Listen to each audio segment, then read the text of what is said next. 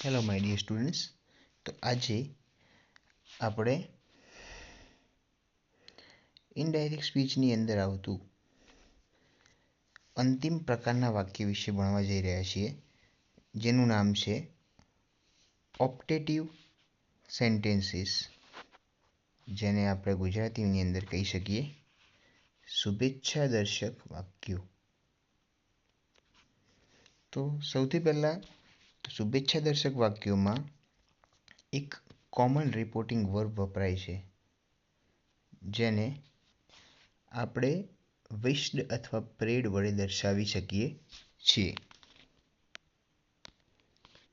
Okay, શુભેચ્છા દર્શક વાક્યોના બે પ્રકાર પાડવામાં આવે છે. એક મેથી શરૂ થતા, જેમાં રિપોર્ટેડ સ્પીચની શરૂઆત મેથી થશે, અને બીજા ગુડ અથવા હેપી વડે શરૂ થતા શુભેચ્છાઓ.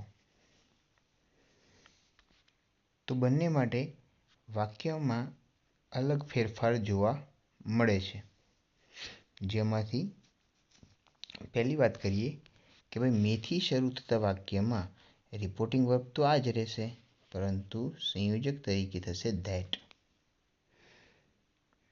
તો એનું એક સિમ્પલ ઉદાહરણ લઈએ તો લખે છે કે Ram said to Rahim, May God bless you. આ વાક્ય છે.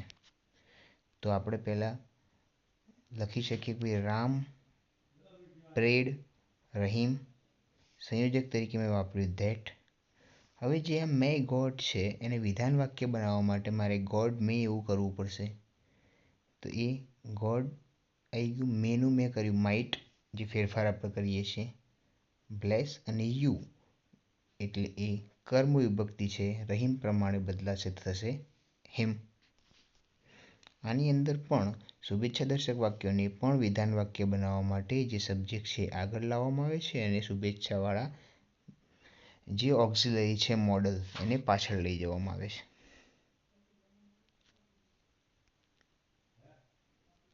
બહુ સિમ્પલ છે, આની અંદર કંઈ કોમ્પ્લિકેટેડ વસ્તુ નથી. ત્યારબાદ જે બીજો પ્રકાર છે એ બીજો પ્રકાર છે ગુડ અથવા હેપી વડે શરૂ થતી શુભેચ્છા, જેની અંદર એક ચોક્કસ વાક્ય રચનાના આધારે જ તમે વાક્યને ઇનડાયરેક્ટ સ્પીચમાં કન્વર્ટ કરી શકો છો. જે વાક્ય રચના છે કે સૌથી પહેલાં સ્પીકર, એના પછી તમે રિપોર્ટિંગ વર્બ મૂકશો, ત્યારબાદ રિપોર્ટેડ સ્પીચની અંદર જે પણ શુભેચ્છા લખી હોય એ લખશો, ત્યારબાદ ટુ ઉમેરી અને લિસનર મૂકવામાં આવશે. તો ફરી એનું એક ઉદાહરણ લઈએ. લખે છે કે Shweta said to Sweety, happy birthday to you. આ વાક્ય છે શુભેચ્છા આપી છે. જો તો આપણે વિશ કરી કહેવાય, આપણે કહી શકીએ. તો જવાબની અંદર આપણે લખી શક્યું શ્વેતા સ્પીકર, રિપોર્ટિંગ વર્બ તરીકે વિશ્ડ, પછી રિપોર્ટેડ સ્પીચમાં મેઇન શુભેચ્છા શું છે? Happy birthday. ઓકે, પછી લિસનર સ્વીટી અને એના પહેલાં ટુ, તો અહીંયા ટુ આવી ગયું. તો આખું વાક્ય કંઈક બન્યું, Shweta wished happy birthday to Sweety. બરાબર, આ આખું વાક્ય તૈયાર થઈ ગયું છે. હવે બીજું એક ઉદાહરણ લઈએ. એમાં લખે છે કે Neha said to Amrish, good morning dear.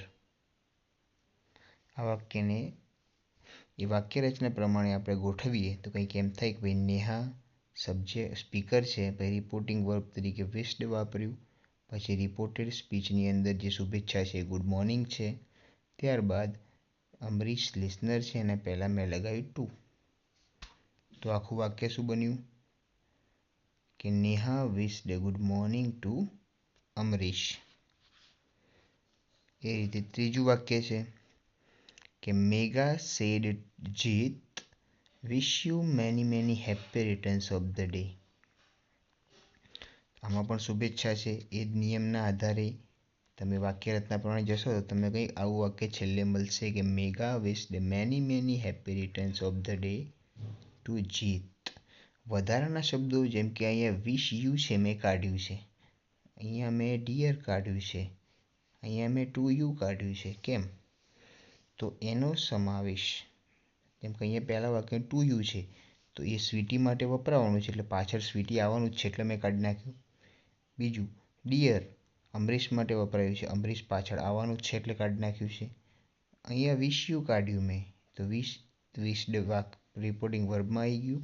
You subject A listener માટે વપરાશે એટલે જીત પાછળ આવવાનું જ છે એટલે કાઢ્યું છે. એટલે મુખ્ય શુભેચ્છા જે છે એ માત્ર ને માત્ર મુખ્ય શુભેચ્છા અંદર સમાવેશ કરવામાં આવ્યો છે.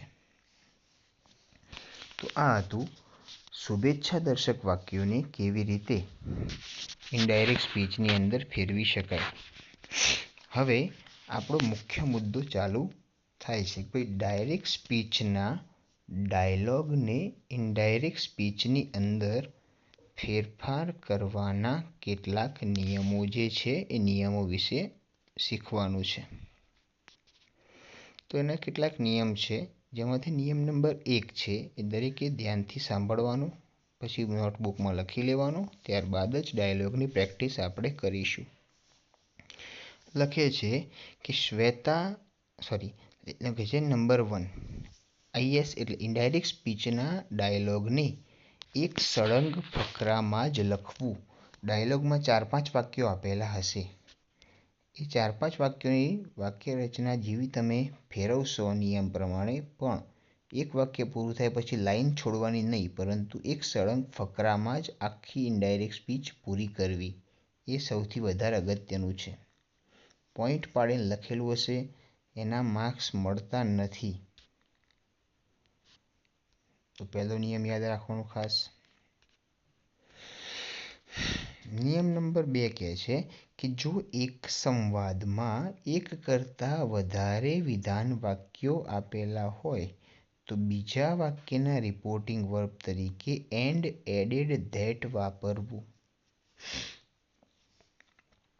જેમ કે ભાઈ રામ જ વાક્ય બોલે છે અને એમાં એક વિધાન વાક્ય એ બોલ્યું, સાથે સાથે જોડે બીજું વિધાન વાક્ય બોલ્યું છે, તો પહેલા વિધાન વાક્યમાં તો આપણે ટોલ્ડ વાપરીશું, પરંતુ જ્યારે બીજા વિધાન વાક્યની અંદર આપણે ટોલ્ડ વાપરવાની જગ્યાએ એન્ડ એડેડ વાપરીશું. અને એનું સંયોજક ધેટ આપણને ખબર જ છે. તો જો એક કરતાં વધારે વિધાન વાક્ય હોય તો પ્રથમ વિધાન વાક્યમાં જ એના નિયમ પ્રમાણે રિપોર્ટિંગ વર્બ ટોલ્ડ વાપરવું. પછી જેટલા વિધાન વાક્ય આવે એની અંદર આપણે એન્ડ એડેડ વાપરીશું અને એનું સંયોજક ધેટ વાપરીશું. તો આ બીજો નિયમ છે. હવે વાત આવી કે નિયમ નંબર 3 કે જો એક સંવાદમાં એક કરતાં વધારે પ્રશ્ન પૂછવામાં આવે તો બીજા પ્રશ્નના રિપોર્ટિંગ વર્બ તરીકે અગેન આસ્ક્ડ વાપરવું. જેમ વિધાન વાક્યમાં હતું એવું ને એવું અહીંયા પ્રશ્નાર્થ વાક્યમાં છે. આમ તો આપણને ખબર છે પ્રશ્નાર્થ વાક્યનો રિપોર્ટિંગ વર્બ થાય આસ્ક્ડ અથવા ઇન્ક્વાયર્ડ, પણ પ્રથમ પ્રશ્ન પૂછેલો હોય, એક વ્યક્તિ એક સાથે 2 પ્રશ્નો પૂછ્યા હોય, તો આપણે પ્રથમ પ્રશ્નના રિપોર્ટિંગ વર્બ તરીકે વાપરશું આસ્ક્ડ, પરંતુ બીજા પ્રશ્નના રિપોર્ટિંગ વર્બ તરીકે વાપરીશું અગેન આસ્ક્ડ.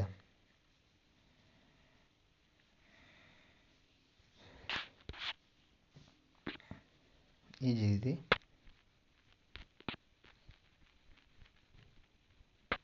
આગળ, જો પ્રશ્ન વાક્યનો જવાબ વિધાન વાક્ય હોય તો તેના રિપોર્ટિંગ વર્બ તરીકે રિપ્લાઇડ અથવા આન્સર્ડ વાપરવું. યાદ રાખજો ખાસ. ભલે વિધાન વાક્યનો રિપોર્ટિંગ વર્બ ટોલ્ડ છે, પરંતુ જો ઉપરના ડાયલોગમાં પ્રશ્ન પૂછ્યો છે, નીચે એનો જવાબ છે, તો એ વિધાન વાક્યનું રિપોર્ટિંગ વર્બ રિપ્લાઇડ અથવા આન્સર્ડ થશે. બીજી એક વસ્તુ ખાસ યાદ રાખવાની છે કે જો વાક્યનો જવાબમાં યસ આપવામાં આવે તો એકલું રિપ્લાઇડ નહીં, પરંતુ રિપ્લાઇડ પોઝિટિવલી લખીશું. અને જો વાક્યના જવાબમાં નો આપવામાં આવે તો પણ યાદ રાખવું કે એકલું રિપ્લાઇડ નહીં, પરંતુ રિપ્લાઇડ નેગેટિવલી લખીશું. પછી યસ અને નો એ લખવાની જરૂર રહેતી નથી.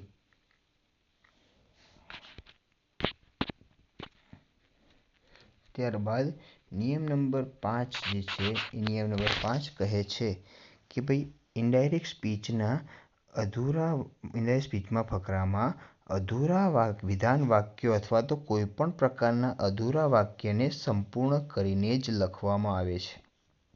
ઉપર પ્રશ્ન પૂછ્યો હોય કે are you going to Mumbai, અને નીચે એનો જવાબ આપ્યો હોય કે યસ આઈ એમ, તો એ અધૂરું વાક્ય કહેવાય, ટૂંકો જવાબ આપ્યો કહેવાય. એનો આખો જવાબ શું થશે? Yes I am going to Mumbai. તો તમારે મનમાં વિચારવાનું કે આ આખું વાક્ય આવું છે, yes I am going to Mumbai, અને પછી જ એનું ઇનડાયરેક્ટ સ્પીચમાં રૂપાંતર કરવાનું. એટલે જ વિધાન વાક્ય હોય કે એના સિવાયનું કોઈ પણ પ્રકારનું વાક્ય હોય પણ અધૂરું હોય તો એ અધૂરા વાક્યને પહેલાં પૂરું કરવું, ત્યારબાદ જ એને ઇનડાયરેક્ટ સ્પીચમાં કન્વર્ટ કરવું. એ વસ્તુ ખાસ યાદ રાખવી. ત્યારબાદ લખે છે કે વાક્યની અંદર જો ડાયરેક્ટ સ્પીચના ડાયલોગમાં and, but, sir, madam, bye, alas, O, hurray જેવા શબ્દો આવે તો એને દૂર કરવા. જો વાક્યમાં સર અથવા મેડમ આવે તો રિપોર્ટિંગ વર્બની સાથે યાદ રાખજો. જો વાક્યમાં સર અથવા મેડમ આવે તો યાદ રાખો રિપોર્ટિંગ વર્બની સાથે સાથે રિસ્પેક્ટિવલી જોડવું જરૂરી છે. પછી સર અને મેડમ રાખવાની કોઈ જરૂર નથી રહેતી. હવે અહીંયા લખ્યું છે કે જો ડાયલોગમાં બે વિરુદ્ધ જાતિની વ્યક્તિ વચ્ચેનો સંવાદ હોય, મતલબ કે પુરુષ અને સ્ત્રી, તો ઇનડાયરેક્ટ સ્પીચ કરતી વખતે ધ્યાનમાં રાખવું કે એકવાર બંનેના નામ આવ્યા પછી ફક્ત તેમના સર્વનામ વાપરવા. મતલબ કે જો રાહુલ અને રીમા વચ્ચેની વાતચીત ચાલતી હોય તો એક વખત વાક્યમાં રાહુલ અને રીમા લખવું જરૂરી છે, પરંતુ ત્યારબાદ તમે હી અથવા શીનો ઉપયોગ કરીને જ આખા ડાયલોગને કન્વર્ટ કરી શકો છો. એ પણ યાદ રાખવાનું છે. હવે કેટલાક શબ્દો જે ડાયરેક્ટ સ્પીચની અંદર આવે છે એ ઇનડાયરેક્ટ સ્પીચ કરતી વખતે એમાં એ શબ્દ દૂર કરી અને શું રિપોર્ટિંગ વર્બ વાપરવું એના વિશે લખ્યું છે. જેમ કે જો ડાયરેક્ટ સ્પીચમાં ઓકે આપેલું હોય તો એને દૂર કરી ઇનડાયરેક્ટ સ્પીચનું રિપોર્ટિંગ વર્બ લખવું કન્ફર્મ્ડ. જો થેન્ક યુ આપ્યું હોય તો એને દૂર કરી લખવું થેન્ક્ડ. જો હાય અથવા હેલો આપ્યું હોય તેને દૂર કરીને લખવું ગ્રીટેડ. જો બટ આપ્યું હોય તેને દૂર કરીને લખવું આર્ગ્યુડ. જો ઓહ આપ્યું હોય તો ઓ દૂર કરીને લખવું એક્સક્લેમ્ડ વિથ સરપ્રાઇઝ. જો અલાસ આપ્યું હોય તો એને દૂર કરીને લખવું એક્સક્લેમ્ડ વિથ સોરો. જો હુર્રે આપ્યું હોય તો દૂર કરીને લખવું એક્સક્લેમ્ડ વિથ ડિલાઇટ.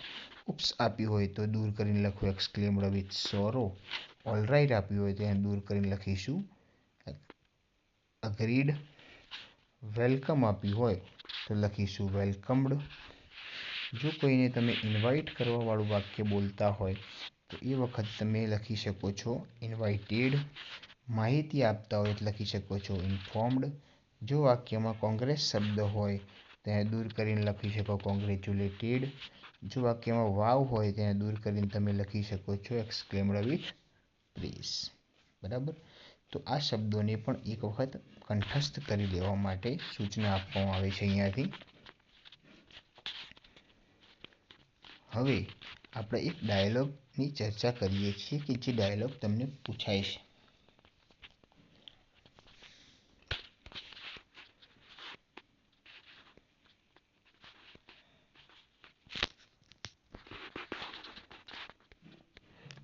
તમને જે શરૂઆતમાં 1 નંબરનો જે ડાયલોગ દેખાય છે 1, 2, 3 અને એ 3 જે છે એ તમને જૂના ધોરણની અંદર પ્રશ્ન પૂછવામાં આવતો હતો કે જેમાં પહેલાં જ નામ આપી દે પછી વાક્ય આપે. પરંતુ તમે લોકો ગૌર કરી શકો છો ત્રીજા નંબરના ડાયલોગમાં એ જ વસ્તુ તમને 11 અને 12માં કામ લાગશે. 4 નંબરમાં એ તમને 11, 12માં કામ લાગશે કે જેમાં પ્રશ્ન પૂછવાની પેટર્ન કંઈક આવી રીતે હોય છે. ચોથા ડાયલોગ પર દરેકનું ધ્યાન રાખવાનું છે. અત્યારે જેમાં હું પહેલાં વાક્ય બોલી જાઉં છું, કોણ શું બોલે છે એ તમને ખ્યાલ આવી જશે. લખે છે show me your licence said the police officer to truck driver. તો અહીંયા એટલી વસ્તુ ખબર પડી ગઈ કે અહીંયા પોલીસ ઓફિસર અને ટ્રક ડ્રાઈવર વચ્ચેની જ વાતચીત છે. તો અહીંયા પહેલું વાક્ય જે છે એ બોલે છે પોલીસ ઓફિસર ટ્રક ડ્રાઈવરને, તો ઓબ્વિયસલી જે જવાબ આપશે એ ટ્રક ડ્રાઈવર હશે. જો ત્રીજું વાક્ય જે છે એ ઓબ્વિયસલી પોલીસ ઓફિસર બોલશે અને ચોથું વાક્ય જે છે એ બોલશે ડ્રાઈવર. તો કન્ફર્મ થઈ ગયું કોણ કયું વાક્ય બોલે છે. એકવાર એવું હોય તો પેન્સિલથી સાઈડમાં લખી રાખવું કે જેથી યાદ રહે. હવે સૌથી પહેલી આપણે વાત કરીએ છીએ કે ભાઈ પોલીસ ઓફિસર જે વાક્ય બોલ્યો છે એમાં લખ્યું છે શો મી યોર લાઇસન્સ. આ વાક્ય વર્બથી ચાલુ થયું, શોથી. તો મતલબ કે આ એક આજ્ઞાર્થ વાક્ય છે. પોલીસ ઓફિસર ટ્રક ડ્રાઈવરને આદેશ આપી શકે, એટલા માટે એનું રિપોર્ટિંગ વર્બ લઈશું ઓર્ડર્ડ. અને ઓર્ડર તો લખીએ કે police officer ordered truck driver. એમાં આપણને ખબર છે કન્જક્શન તરીકે ટુ વપરાય છે, તો મેં વાપર્યું ટુ. હવે વાત આવી જૂના નિયમો યાદ કરવાની. ભાઈ આજ્ઞાર્થ વાક્યના જૂના નિયમો મેં એવું શીખવાડ્યું હતું કે અહીંયા વર્બ સાથે આગળ સબ્જેક્ટની કર્તા વિભક્તિ ન હોવાથી જે આગળનું ક્રિયાપદ છે એનું એ જ રહેશે, એમાં ટેન્સનો ફેરફાર લાગુ નહીં થાય. એટલા માટે શોનું શો જ રાખ્યું છે, તમે લોકો આગળનું જોઈ શકો છો. હવે મેં અહીંયા બે સર્વનામ આપ્યા છે, બે સર્વનામના ફેરફાર જોઈએ. કે મી કર્મ વિભક્તિ છે તો એ પોલીસ ઓફિસર એટલે કે બોલનાર પ્રમાણે બદલાશે. યોર પણ માલિકી દર્શક વિભક્તિ છે એ ટ્રક ડ્રાઈવર પ્રમાણે બદલાશે. તો પોલીસ ઓફિસરની કર્મ વિભક્તિ મેં હિમ વાપરી છે અને ટ્રક ડ્રાઈવરની માલિકી દર્શક વિભક્તિ તરીકે મેં હિઝ વાપર્યું છે, જે તમે જોઈ શકો છો. એક હિમ છે એ પોલીસ ઓફિસર માટે છે અને જે બીજું હિઝ વપરાયું છે એ ડ્રાઈવર માટે છે. એટલે મારું પહેલું વાક્ય કંઈક આવું બન્યું, police officer ordered the truck driver to show him his licence. આ એનો પ્રશ્ન છે. હવે બીજું વાક્ય છે એને આપણે ધ્યાનથી જોઈએ. બીજા વાક્યમાં લખે છે ટ્રક ડ્રાઈવર બોલે છે અને એવું બોલે છે કે I haven't got it with me sir. વાક્યમાં સર કરીને એને વાપર્યું. તો તમે વાક્ય વિધાન છે, પાછળ પૂર્ણ વિરામ છે. સર વાપર્યું છે એટલે વિધાનની સાથે રિપોર્ટિંગ વર્બની સાથે સાથે રિસ્પેક્ટિવલી અથવા તો વિથ રિસ્પેક્ટ આ બંનેમાંથી કોઈ એક શબ્દ વાપરી શકો છો. તો લખ્યું કે ટ્રક ડ્રાઈવર ટોલ્ડ, વારે ઘડીએ પોલીસ ઓફિસર લખવાની જરૂર નથી, તો આપણે હિમ લખી શકીએ. વિથ રિસ્પેક્ટ એ થઈ ગયું, એનું કન્જક્શન મેં વાપર્યું ધેટ. ચલો હવે I haven't got it with me એ વાક્યમાં પહેલાં સર્વનામના ફેરફાર કરી લઈએ. તો સર્વનામના ફેરફારમાં આઈ છે, ઇટ છે અને મી છે. તો આઈ ટ્રક ડ્રાઈવર પ્રમાણે બદલાય એટલે હી. એના પછી ઇટ જે છે એ ત્રીજા પુરુષનું સર્વનામ છે એટલે એની અંદર કોઈ જ પ્રકારનો ફેરફાર થશે નહીં અને એ એવું ને એવું જ રહેશે કે જેમ કે તમે અંદર જોઈ શકો છો. હવે વાત આવી મીને બદલવાની. તો મી એ ટ્રક ડ્રાઈવર પ્રમાણે બદલાશે. એની કર્મ વિભક્તિ છે તો ટ્રક ડ્રાઈવરની કર્મ વિભક્તિ થશે હિમ. તો સર્વનામના ફેરફાર થઈ ગયા, આઈનો હી, ઇટનું ઇટ જ રહ્યું અને મીનો હિમ. હવે વાત આવી have not got. Have plus V3 નકાર વાક્ય છે એટલે નોટ તો મૂકી જ દીધું છે. હેવ પ્લસ V3 એ પરફેક્ટ પ્રેઝન્ટ ટેન્સનું વાક્ય થશે અને ઇનડાયરેક્ટમાં કન્વર્ટ કરીએ એટલે perfect present tense perfect past tense થઈ જાય. એટલે હેવ પ્લસ V3 થઈ જાય હેડ પ્લસ V3. તો હેવનું હેડ કર્યું અને V3નું V3 રહેવા દીધું.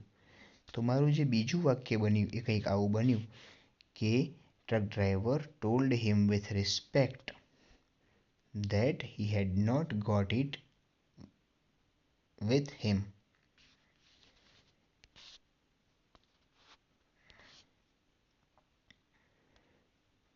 ત્યારબાદ લખે છે ત્રીજું વાક્ય. તો કોણ બોલશે? તો પોલીસ ઓફિસર બોલશે. એ એક ઉદ્ગાર કરે છે અને પછી એક વિધાન કહે છે. પહેલા ઉદ્ગારમાં શું કહે છે કે what an irresponsible man you are. તો આ એની ટીકા ટિપ્પણી કરતા અથવા તો એની નિંદા કરતા કીધું. તો ટીકા ટિપ્પણીને રિમાર્ક કહેવાય ને અથવા ડિસગસ્ટ ગમે તે વાપરી શકો. તો આપણે ઉદ્ગારના નિયમ પ્રમાણે લખીશું કે ભાઈ police officer exclaimed with remark અથવા એક્સક્લેમ્ડ વિથ ડિસગસ્ટ પછી આપણને ખબર છે કે વારે ઘડી લિસનર લખવાની જરૂર નથી કે આપણે એ પેલાને જ કહે છે.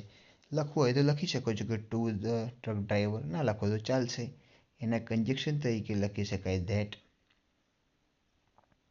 પછી મેં ઉદ્ગારનો નિયમ શીખવાડ્યો જે પાછળનો સબ્જેક્ટ હેલ્પિંગ વર્બવાળો ભાગ આગળ આવી જશે, પરંતુ યુ બદલાઈને આવશે સર્વનામના નિયમ પ્રમાણે અને આર બદલાઈને આવશે ટેન્સના નિયમ પ્રમાણે.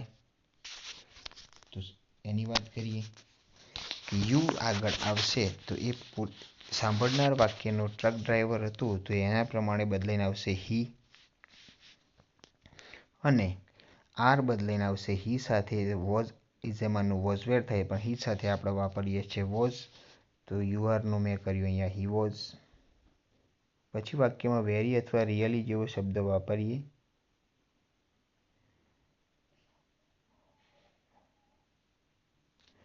તો રિયલી વાપર્યું.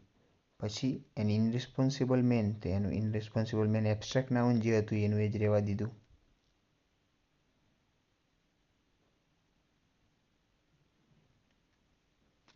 પછી એને એ જ વાક્યમાં વિધાન વાક્યમાં વાત કરી છે એટલે મેં લખ્યું એન ફર્ધર ટોલ્ડ.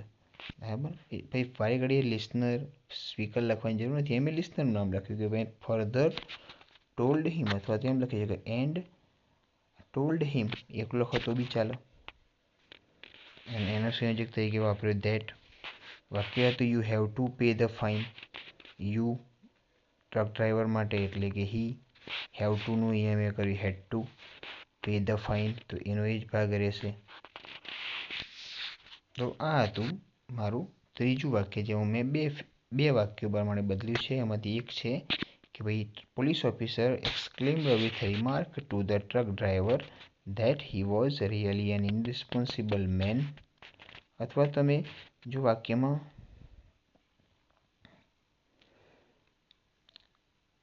વેરી ઉમેરશો, વાક્યમાં જો વેરી ઉમેરો છો તો આર્ટિકલ એની આગળ લાગી જાય છે, વેરીની આગળ.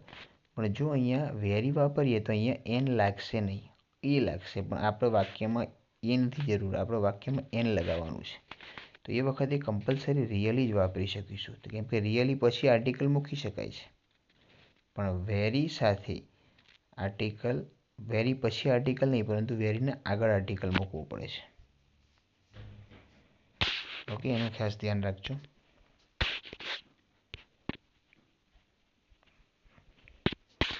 તો ત્યારબાદ આગળ વાત કરીએ છીએ.